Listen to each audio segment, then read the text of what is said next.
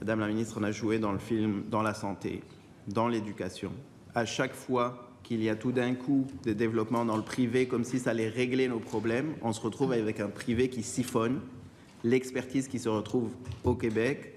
que ce soit dans le domaine de la santé, on l'a vu avec les infirmières, on le voit avec les médecins, et on est obligé de rattraper comme on peut, c'est absolument catastrophique.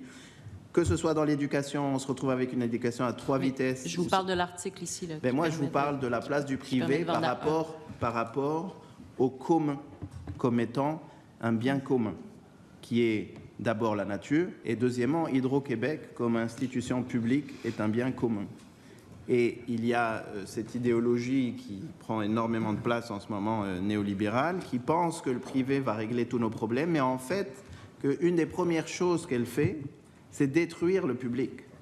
y compris une recette pour le faire, c'est de se retrouver à vider le public